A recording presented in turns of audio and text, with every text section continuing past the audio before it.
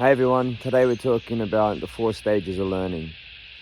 Firstly, the first stage is unconscious incompetence, meaning that you don't know what you don't know. So if we put this to sparring, for example, and you might be working on the footwork drills, you may have been so focused on the punching, the kicking and the blocking that you didn't even know about the footwork movements. You hadn't even thought about what your feet were doing. You're just focused on punching, kicking, and blocking. And then stage 2 of learning would be that you become consciously incompetent, meaning that you now know you've gone through a session with your mentor, your instructor. They've taught you about the different footwork drills, the importance of them, when to use them, when you wouldn't use them, etc., etc. And now you know what you don't know. This can be a point in time of turmoil in your mind. But why didn't I know this already?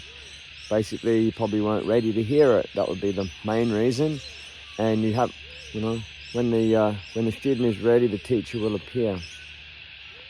The third stage of learning is, It's conscious competence, meaning you now understand the knowledge enough that if you focus, and you know it well enough, that if you focus on it while you're conscious about it, you can put that footwork practice into place.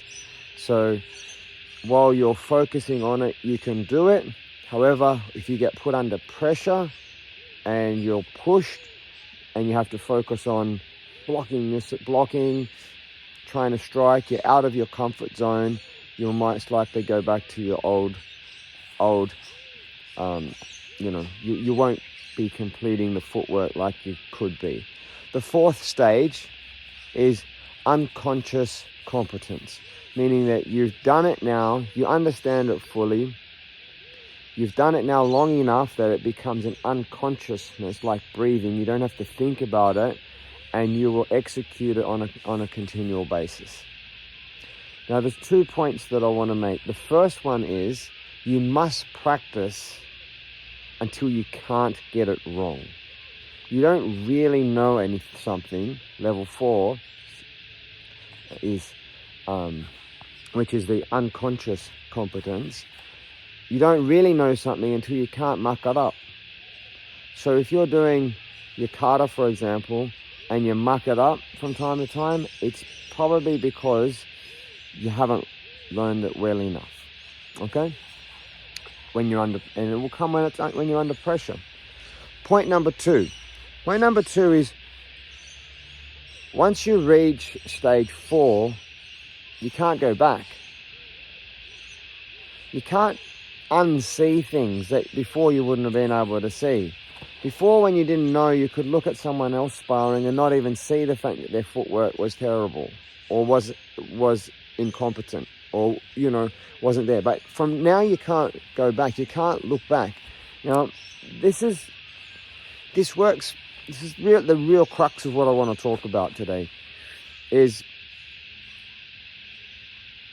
when we look back at the past, psychologists say that we've got we kind of construct it from our present understandings. So it's not like you're going back and it's just like, this is how it was, black and white. We kind of think that may be the way it is, but we're actually reconstructing our memories from our consciousness, because you can't forget, you can't go back, you can't look at, if you think about an example with the Kumite, you can't go back. Once you understand, once you get to level 4, you can't go back and look at someone and not see that their footwork is not right. Okay, so it changes. We change as we change. Now, that's all good. Not my actual point, yeah, but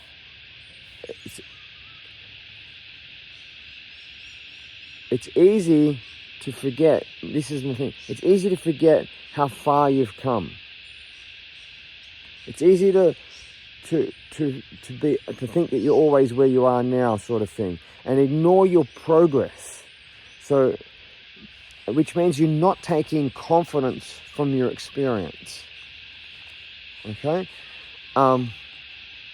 which sucks. It's not healthy. And this is one of the reasons why journaling is so important.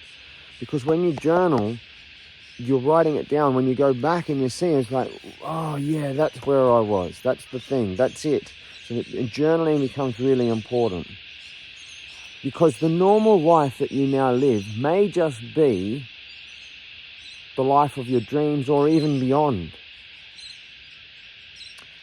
20 years ago, I set down some goals when I first started karate that were so far away. I did this process this morning, so far away that, you know, like only having my own hombu, full-time dojo, becoming a black belt beyond, and it was just blew my mind. It was so far away, but I wrote it down anyway. And when I go back and I look at that, and now I think where I'm living now, like I'm 4th dan black belt, beyond dan. I've got 2 full-time dojos that I run, plus the satellite ones, plus looking at, you know, potential of more. Like it's just sit back and go, wow, the progress, the confidence that gives. It's an amazing experience. So my point here is appreciate where you are now. You may be a blue belt now. There was a time when blue belt was a dream. There was a time when blue belt was a dream. You might be Shodan Ho now. There was a time when black belt was the dream. We're always looking for the ideal. We're always looking for that next thing. But be aware that where you are right now is, or was, or could have been your dream or beyond your dream. So have gratitude for where you are. Sit where you are. Love where you are.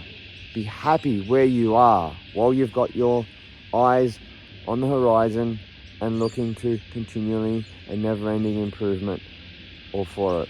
I hope you've gotten something from today, and I look forward to seeing you in the dojo. Thanks for listening.